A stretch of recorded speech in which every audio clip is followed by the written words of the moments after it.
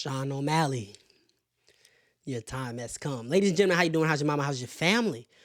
I want to talk about the biggest industry plant in MMA, in the UFC. And the reason I'm making this video is the UFC's trying to pull a fast one on us, and I know they are. You're not slick. You're not slick. You're trying to pull a fast one on us. They dropped this. They dropped this to get our eyes off of this. I just want to say something real quick. If you're mad about this, which I am, which I understand, and a lot of you are both mad at both, so respect. But if you're mad at this, but you're cool, ready to get your popcorn for this, I'm going to have my popcorn for the Volk fight as well. There's a problem and you're under the spell. And the industry plantness is working.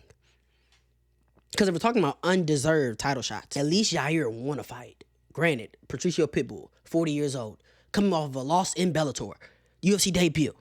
But at least he has a win. What does this young man have?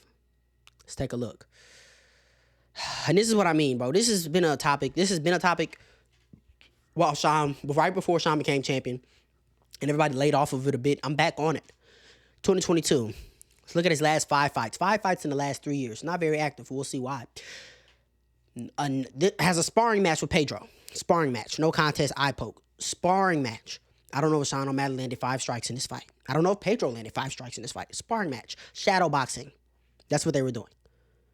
Cool. Now you get number 1 ranked in the world. Petr Yan. Fast track. Okay, if he beats Petr Yan, let's give him a title shot. Beats Petr Yan. Then we give him Aljamain Sterling, and we make Aljamain Sterling turn around quick as hell after just fighting Henry Cejudo 3 months ago, going all 5 rounds and having injury. He was banged up. Rush it. Hurry up, Aljo. We gotta get our industry plant with the belt. Kid, everybody wants to see Sean O'Malley versus Merab 2. Everybody wants to see Sean O'Malley versus Merab 2. Everyone I'm talking about, this is the match that everybody wants to see, so I had to make it happen. Cool. Beat Aljo. You're the champ. Let's give the rightful number 1 contender. There's Corey Sandhagen out there. You can't give it to Petr Yan. He just lost. I get it. Umar was out there. No, let's let him cherry pick and rematch Marlon Vera. Cheeto, let's have him cherry pick and when's the last time a UFC champion has hand-picked this fight? Hand-picked this opponent. That wasn't the number 1 contender, right for number 1 contender. You're looking at him. And we all knew that he would beat the fuck out of Marlon Vera. We knew Marlon Vera had a puncher's chance, a late puncher's chance. But we always knew Sean was going to beat the fuck out of Marlon Vera. How did Marlon Vera earn this title shot? On a 1-fight win streak. After he was, oh my God. He knocks out 38-year-old Dominic Cruz. Loses to Corey Sandhagen. Beats Pedro Munoz and gets a title shot. And when it's time for Sean O'Malley to finally face the number 1 contender, he loses. But guess what? We're going to take about 8 months off. And we're going to get an immediate rematch. When there was no work put in as champion to earn that immediate rematch. And before he became champion, no work put in. Dude, these guys aren't even in the UFC anymore. You understand that, right? And I guarantee you, this is what pisses me off even more. Because if Merab loses to Sean O'Malley, he's not getting an immediate rematch. You just know he's not going to get an immediate rematch. And yeah, he doesn't have a lot of work put in as champion. Henry Cejudo, though, before I was champ. Petr Yan, before I was champ. Jose Aldo, before I was champ. Marlon Moraes, before I was champ. And, oh yeah, 1, 2, 3, 4, 5, 6, 7, 8, 9, 10, 11, 12 fight unbeaten streak. But you know they're not going to give this guy an immediate rematch. Same way that they're not going to give Bilal an immediate rematch. Bilal Bilal will never fight for a title again. I don't care if he wins the next 3 fights in a row. He's not going to fight for a title again. He's going to get the Mobzar treatment. This shit is crazy. Industry plants. We're looking at industry plants. Guadalajara. Mexico needs a champion. Industry. He's not even Mexico's biggest star. Industry plant. Then the guy that's been fast-tracked, cherry-picked all of his fights, pushed to the moon by the UFC, and still isn't selling a lot. Still can't get across to his fan base. I'm gonna watch are you watching O'Malley fight, dude? I'm laughing because I know some people like that. Dude, O'Malley's gonna literally knock him out, dude. O'Malley. Dude, Sean O'Malley's so freaking cool, dude. But in reality, entertaining fighter inside the cage, and of course we're gonna watch this. And I'm gonna make a video because I think there's a case that Sean O'Malley could beat Merab, but doesn't make it deserved. Just like there's a case that Yair Rodriguez can beat Volk, doesn't mean it's deserved. I'm gonna show you. Peter Yan is more deserving of a title shot. He is. Close fight with Sean O'Malley. I had him winning. I don't even want to harp on that. I feel like it's been 3 years. I am gonna harp on. He lost. Okay, loses to Merab, who was the champion. Gets 50-45. I understand. Beats Son Yadong, beats Davis and Figueiredo, former champion. Son Yadong, up and riser, ranked opponent.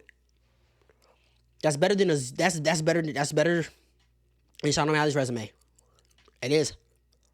It is, but I don't think Peter Yan deserves championship right away, right?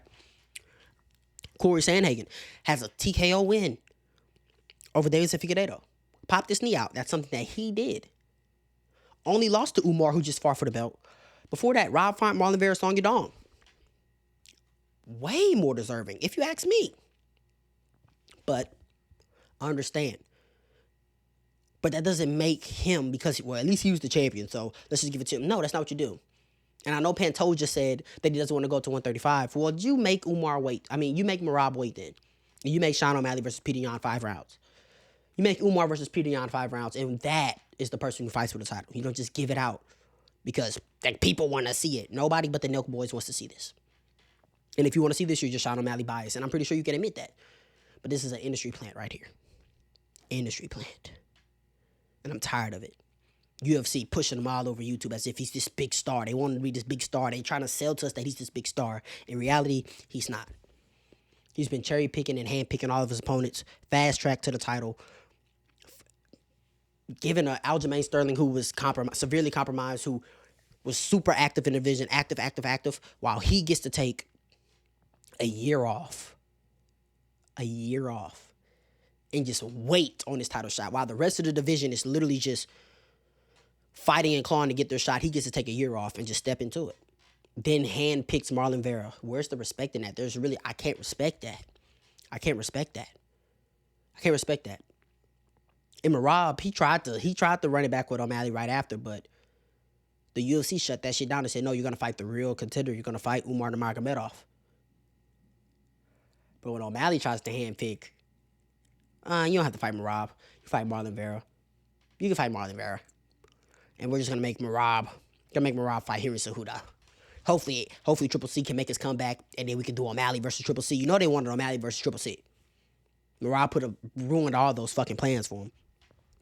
It's just more disgraceful. And I had to make this video because I see what the UFC's doing.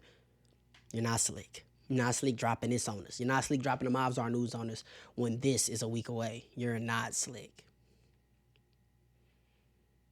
But now, I got more videos about this because UFC 316,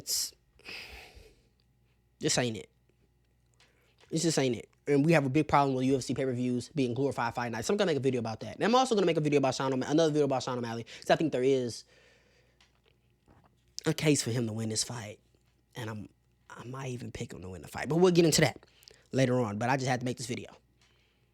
This is bad. This is nasty work. This is still nasty work. I'm not going to let this off the hook. And if Sean O'Malley wins, the UFC, their plans have come true again. The industry plant will get the full push. And yeah, we're going to try to protect our golden boy. And why do you have another man tatted on your shoulder, bro? Like, what are you doing? Like, comment, subscribe, share this to somebody. You might have not enjoyed that because I'm sure a lot of Sean O'Malley fanboys clicked on this video. Which is cool. I don't dislike Sean. But it's just not very respectable the way his UFC career has been handled by him and the UFC as of late. But it is what it is. It's all good. You ain't got to go home and say, I get up out of here, man. Yeet.